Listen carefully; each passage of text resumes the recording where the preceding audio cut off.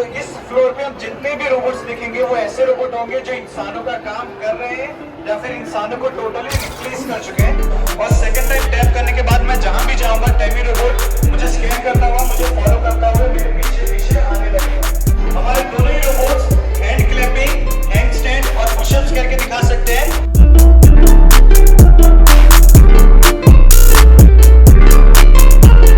ये देखो भाई, अभी रोबोटिक गैलरी घूमने आए हैं तो ये आते ही भाई देखो कितना तगड़ा एक नंबर लग रहा है भाई।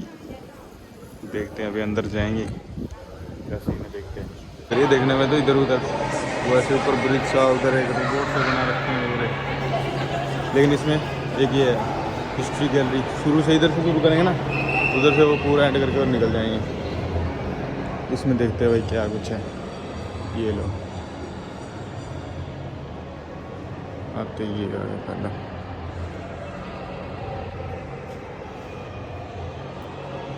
अलग अलग रोबोट से बना रखे थे ऐसे। ये लो हिस्ट्री ऑफ रोबोट। चीज़ तो तगड़े है भाई, क्या क्या ही था जो एआई की मदद से काम कर सके इंसानों के जैसे, वो रोबोट है। बस ये देखो पियानो वियानो सब रख रखा है। ये देखो तगड़ी चीज़ मिलेगी वहाँ कुछ ना कुछ तो। ये देखो तो वही है।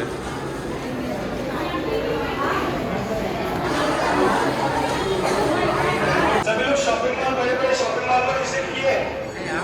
तो मान लीजिए कि हम म्यूजियम से दुनिया के सबसे बड़े मॉल में गए, दुबई मॉल में, और वहाँ जाते ही आपको पहली इश्यू ये आती है कि आपको वहाँ की भाषा नहीं आती है और अब आप अपनी फेवरेट शॉप वहाँ पे ढूंढ नहीं पा रहे। वो एक्टिवेट हो जाएगा और सेकंड टाइम टैप करने के बाद मैं जहां भी जाऊंगा टेमी रोबोट मुझे स्कैन करता हुआ, मुझे फॉलो करता हुआ मेरे पीछे पीछे आने लगेगा। तो अगर आपके हस्बैंड या पार्टनर आपके साथ शॉपिंग मॉल में नहीं आए हैं तो वहां भी आपका साथ देने के लिए टेमी रोबोट होगा जो आपका शॉपिंग करवाएगा।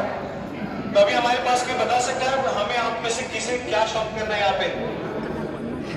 शूज। ओके, तो हम पहले थोड़ा शूज से दूर आ जाएंगे। ओके, तो जैसा कि देख सकते हैं मैं जैसे ही दूर गया ये मुझे फॉलो करना बंद कर दिया और कंफ्यूज हो गया। तो अगर भीड़ भाड़ वाले इलाके में कोई और इसके सामने से गुजरेगा तो वो उसे भी फॉलो करता हुआ चला जाएगा। तो जैसे आप अपने हस्बैंड का ध्यान रखते हैं मॉल्स में, वैसे आपको इसका भी ध्यान रखना पड़ेगा कि वो किसी और के साथ ना भाग जाए। अब मैं शूज से दूर आ गया हूँ और हमारे पास जितने भी मॉल में जितने भी शॉप्स होंगे वो उसके यहाँ पे ऑप्शन होंगे। मैं यहाँ पे जैसे शूज सिलेक्ट करूंगा, इस पूरे मॉल में जहां भी अगर शूज का काउंटर होगा ये अपने आप उसे स्कैन करते हुए हमें शूज शॉप के पास विजिट के लिए ले जाएगा। ओके, तो हम स्टोर पे आ चुके हैं। आपको बताएगा ब्लू शूज या ब्लैक? ब्लैक। ओके, तो आपको खुद ही उठा के रखना पड़ेगा, ये सिर्फ आपको शॉप तक छोड़ के आ जाएगा। और जैसा कि मैंने कहा आपके हस्बैंड आपके पार्टनर आपके साथ नहीं है तो आपका हैवी कैरी बैग आपको उठाने की जरूरत नहीं है। हमारे टेमी रोबोट के पीछे जो बेस दिया है इसके पीछे किसी भी 4 से 10 किलो का वजन रख के ट्रेवल कर सकते हैं। आपकी शॉपिंग होने के बाद आपके पेमेंट्स भी आपको खुद करने पड़ेंगे, हमारा टेमी रोबोट नहीं करेगा। और जैसे ही आपका शॉपिंग खत्म हो जाए आपको इस रोबोट को उसके घर पे छोड़ने की जरूरत नहीं है। यहाँ पे एक होम बेस का ऑप्शन है। जैसे आप होम बेस पे क्लिक करेंगे तो आपको टेमी रोबोट को आपने जहां से भी लेकर आए होंगे वो अपनी पोजीशन पे वापस जाके अपने हाउस में चार्जिंग स्टेशन पे खुद जाके इंस्टॉल होने लगेगा। तो अभी आप देख सकते हो चार्जिंग स्टेशन की तरफ जा रहा है और खुद ही टर्न अराउंड होकर वहां पे आप चार्ज में लग जाएगा।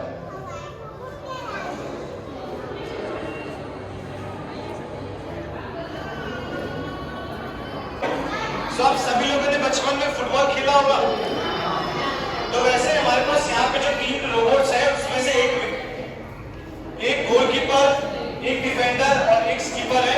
3-3 की टीम डिवाइड की गई है। इन सभी रोबोट्स के ऊपर जो कलरफुल स्टिकर्स हैं वो हमारे 2 विजुअल कैमरा में रिकॉर्ड होते हैं और प्रोसेस करने के बाद इन सभी रोबोट्स को ब्लूटूथ वाया ब्लूटूथ एक सिग्नल दिया जाता है कि जो हमारे सेंटर में बॉल है उसे हिट करे और गोल करने की कोशिश करे। तो कोई यहाँ पे हमारे दोनों टीम को नाम देना चाहेगा? मैनचेस्टर है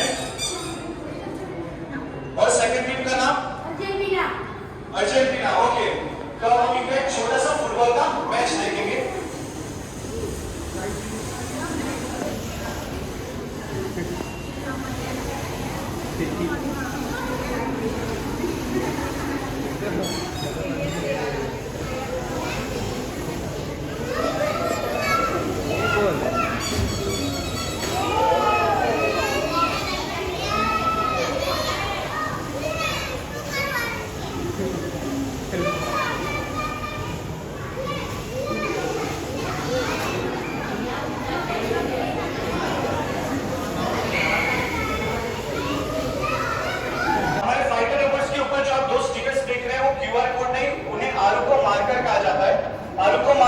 सेंटर में एक VR कैमरे में स्कैन होने के बाद वायरलेसली वो इन दोनों रोबोट्स को कमांड देते हैं अपने येलो रिंग के अंदर आके एक दूसरे से फाइट करने के लिए।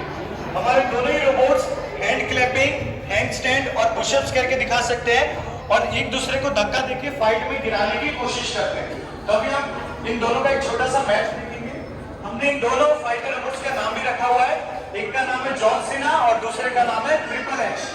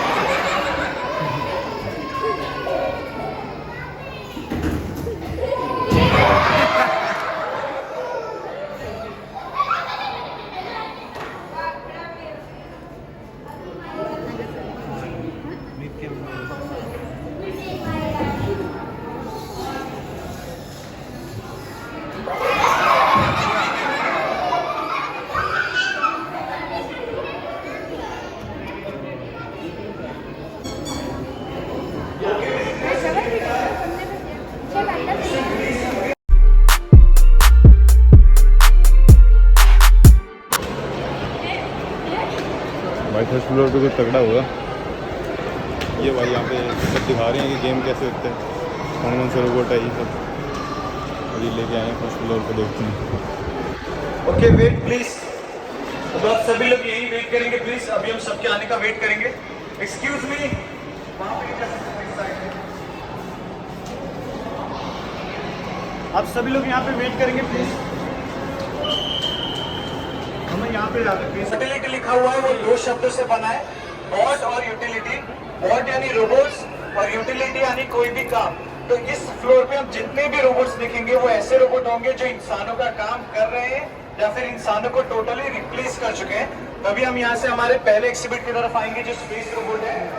एलन मस्क आपको एक स्कॉलरशिप देते हैं और उसमें आप फ्री स्पेस की राइड विन करते हैं और आपको एक स्पेस का टूर दिया जाता है फ्री ऑफ कॉस्ट। बट जैसे आप उस टूर में एंटर करते हैं आप बहुत अनलकी हैं और आपका जो स्पेस शटल है वो स्पेस में जाके खराब हो गया है। तो अब आप बताएंगे कि आप कैसे रिपेयर करके नीचे आएंगे? Any idea? आपका स्पेस शटल खराब हो गया, आप क्या करेंगे? Yes sir. सर कौन आएगा वहां पर रिपेयर करवाने? ओके, फिर ऐसे सिचुएशंस में हमने इसीलिए स्पेस रोबोट डिजाइन किए हैं। स्पेस रोबोट स्पेस शटल के अंदर और बाहर दोनों जगह होते हैं, जैसा आप स्क्रीन पे देख सकते हैं। हमारे स्पेस रोबोट ऑटो डिटेक्ट करते हैं किसी भी डिफेक्ट को और उनकी खुद से ही मेंटेनेंस एंड रिपेयर करते हैं। छोटे मोटे मॉडिफिकेशन में रिपेयर्स भी करने के लिए केपेबल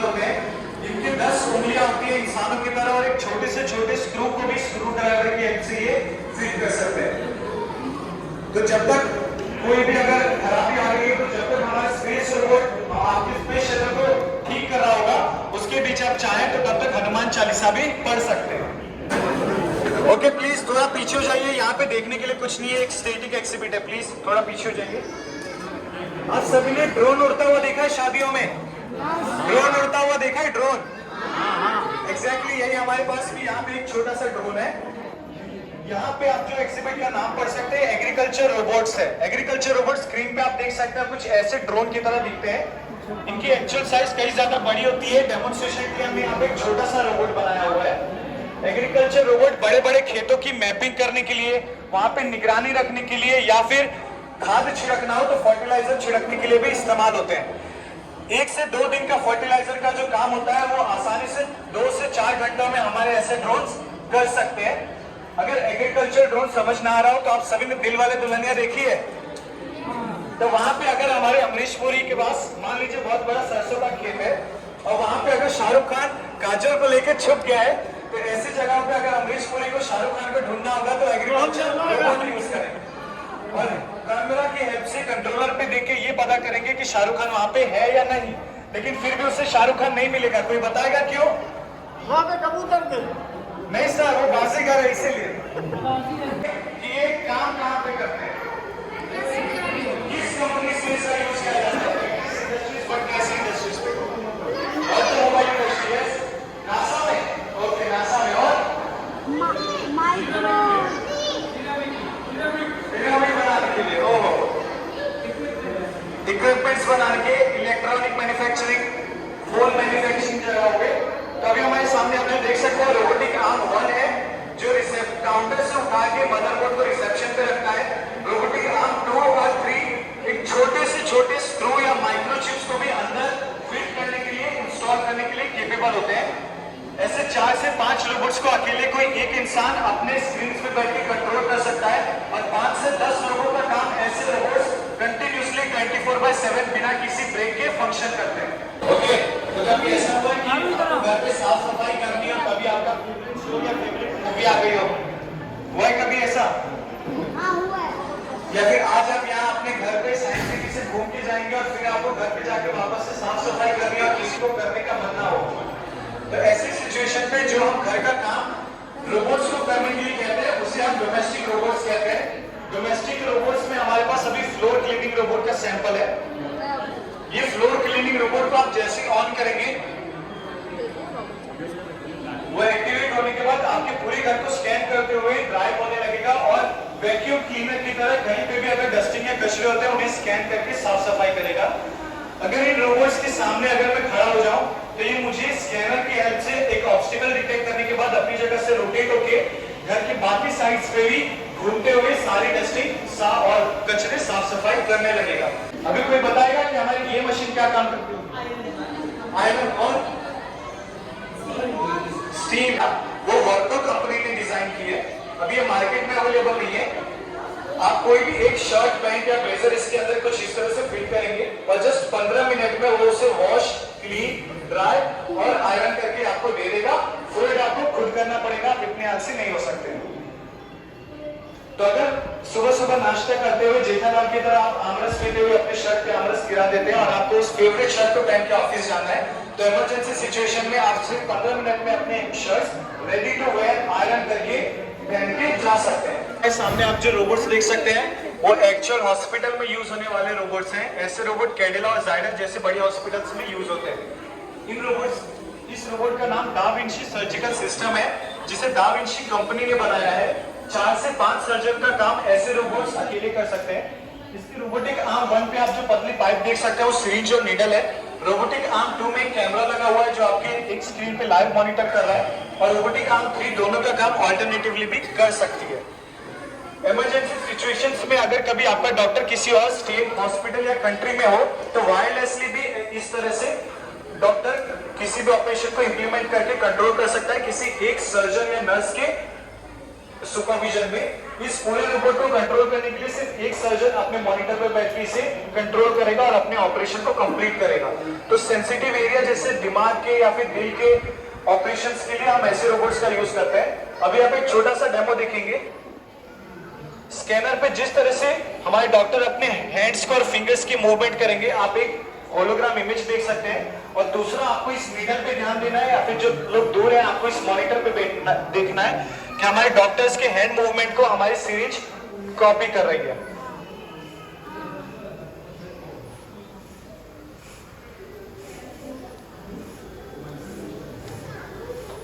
तो इसी तरह बड़े सेंसिटिव एरियाज के ऑपरेशन किए जाते हैं। तो कोई बताएगा कि अगर आपको डॉक्टर और रोबोट दोनों में से कोई एक ऑप्शन दिया जाए सर्जरी के लिए, तो आप क्या चूज करेंगे? Doctor. Very good choice. Doctor खुद रोबोट्स के पास आएगा। हाइट में आप सभी लोग इजीली देख सकते हैं। ओके, तो हमारे पास जो पहला रोबोट है वो मैग्नेटिक वॉल क्लाइंबिंग रोबोट है। मेटल के पाइप्स इंडस्ट्रीज में यूज होते हैं जहाँ पे इंसानों का जाना बहुत ही रिस्की है, पॉसिबल नहीं है। या बड़े बड़े पानी टंकियों पे या जहाजों पे अगर हमें चढ़ना हो और वहाँ पे लीकेज डिटेक्ट करके उन्हें रिपेयर करना हो, तो ऐसी जगहों पर हम ऐसे रोबोट्स का यूज करते हैं। ये magnetic wall climbing robots actual size से बहुत छोटे डेमोन्स्ट्रेशन के लिए हमने आपको दिखाया है। इनके सामने कैमरा भी होता है जो लाइव स्क्रीन पे मॉनिटर कर सकते हैं। आप स्क्रीन पे भी देख सकते हैं कि ऐसे रोबोट्स एक्चुअल में कहाँ पे यूज होते हैं। अब हमारा दूसरा रोबोट देख सकते हैं वो वॉल क्लाइंबिंग रोबोट्स है। वेट शिफ्टिंग रोबोट है। एक जगह से दूसरी जगह अगर 100 से 200 किलो का वजन लेकर जाना हो सेफली और स्पीडली, तो हम ऐसे रोबोट्स का यूज करते हैं। ऐसे रोबोट्स की जो साइज है वो हम इंसानों से कहीं ज्यादा बड़ी होती है। और ये रोबोट्स अभी अपने लर्निंग स्टेजेस पे हैं। इनका ट्रू डेटा नहीं आया है कि अभी कितने ज्यादा एफिशिएंट है। अभी हमारा जो तीसरा रोबोट आप देख सकते हैं वो इंपेलर बेस्ड रोबोट है। किसी भी चिकनी सरफेसेस पे या प्लेन सरफेसेस जैसे दीवार होते हैं उनके ऊपर ऐसे रोबोट्स को फिट किया जाता है। और इनके ऊपर जो फैन है वो बहुत तेजी से रोटेट होके प्लेन सरफेसेस पे एक एयर का वैक्यूम क्रिएट करता है, जिसकी वजह से वो दीवार में चिपक जाता है। ओके, सो अब आप हमारा जो चौथा रोबोट देख सकते हैं उसका नाम गेको रोबोट है। गेको रोबोट छिपकली की तरह दिखने वाला रोबोट है जिसके पंजों के ऊपर एक चिपचिपा मटेरियल लगा रहता है, जिससे सूखे और गीलों पेड़ों पे भी वो इजीली क्लाइंब करके वहां पे चिपक सकती है। ऐसे रोबोट्स हमारी इंडियन आर्मी यूज करती है किसी भी सेंसिटिव एरिया में दुश्मनों पे निगरानी रखने के लिए। इनकी आंखों पे जो कैमरा होता है वो हमारे कंट्रोल स्क्रीन पे लाइव मॉनिटर कर रहे होते हैं। आप किसी भी सेंसिटिव एरिया में जाके ऐसे रोबोट्स देखेंगे तो आप पहचान नहीं पाएंगे कि वो एक्चुअल में लिजर्ड है या फिर ऐसे रोबोट्स हैं, क्योंकि हमारी आर्मी एक्चुअल लिजर्ड की स्किन यूज करती है इन्हें कवर करने के लिए। डेमोन्स्ट्रेशन के लिए हमने इसे टॉय का रूप दिया है। अभी हमारे सामने आप जो हमारा आखिरी रोबोट देख सकते हैं वो सक्शन कप रोबोट है। एक जगह से दूसरी जगह ग्लास के बड़े बड़े स्लैब्स को लेकर जाना हो सेफली और स्पीडीली, या फिर कांच के बड़े बड़े बिल्डिंग्स पे हमें चढ़ाई करनी हो, उनकी सफाई के लिए एक बेस बनाना हो, तो वहां पे हम ऐसे रोबोट्स का यूज करते हैं। ऐसे रोबोट्स सक्शन कप की हेल्प की वजह से कांच जैसे चिकनी सरफेसेस पे चिपक जाते हैं।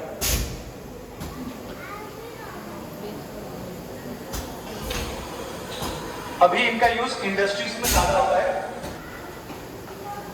जो ह्यूमन टेम्परेचर को डिटेक्ट कर सकते हैं। तो हमारा रोबोट ऐसे अंदर जाता है और ह्यूमन टेम्परेचर की वजह से अगर कोई इंसान अगर मलबे के अंदर दबा हुआ है और वो अगर जिंदा है तो उसका खून गर्म होगा, उसकी बॉडी गर्म होगी, तो उसकी टेम्परेचर हमें दिखा दी जाएगी। तो हमारी एनडीआरएफ की टीम ये पता कर सकती है कि वो इंसान जिंदा है। उसके बाद हम उसे मलबा हटा के बचाने की कोशिश करेंगे। अगर वो इंसान मर गया होगा तो उसका शरीर धीरे धीरे ठंडा पड़ जाएगा, तो यहाँ पे उसका टेम्परेचर नहीं दिखेगा। जैसा आप देख सकते हैं हमारी स्क्रीन पे राइट साइड पे एक हाथ नोटिस किया है और वहीं पे स्टैटिक हो गया है, क्योंकि वो एक डेमोन्स्ट्रेशन के लिए एक पपेट वाला हाथ है, तो इसलिए वहां उसका टेम्परेचर नहीं दिखा रहा है। अगर वहां पर रियल हाथ होता तो इस पे एक स्क्वायर होके आपको लाइव टेम्परेचर बता रहा होता कि उसका टेम्परेचर क्या है और क्या क्या फंक्शन करते हैं। डेमोन्स्ट्रेशन के लिए हमने एक छोटा सा डेमो रोबोट बनाया जो आपको फंक्शन करके दिख रहा है। ऐसे रोबोट सुसाइड बॉम्बिंग के लिए भी यूज होते हैं। दुश्मन के इलाकों में जाके वहां फायरिंग करने के लिए, बॉम्बिंग करने के लिए भी यूज होता है। इन्हें बहुत ही डिस्टेंस से भी कंट्रोल किया जा सकता है। इनके ऊपर हम अभी कैमरा, गन्स और मिसाइल्स भी फिट कर सकते हैं। अभी के यूक्रेन वॉर में भी ऐसे टेरर रोबोट्स यूज हो रहे हैं। साइंटिस्ट या इंडियन स्टूडेंट्स ने अपने कॉलेज फेस्टिवल या कंपटीशन में बनाया है। अंदर चंद्रयान 2 के आप लाइव ये बड़े इंडिया के साइंटिस्ट या इंडिया के स्टूडेंट्स ने बनाए हुए हैं सारे, लेकिन इनको चलाने की इनके पास परमिशन नहीं है।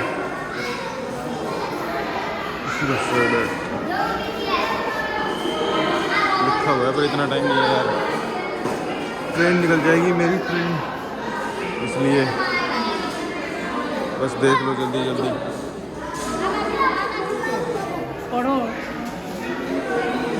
आइडिया फॉर्चुनेट्रा, ये तगड़ा लग रहा है ना।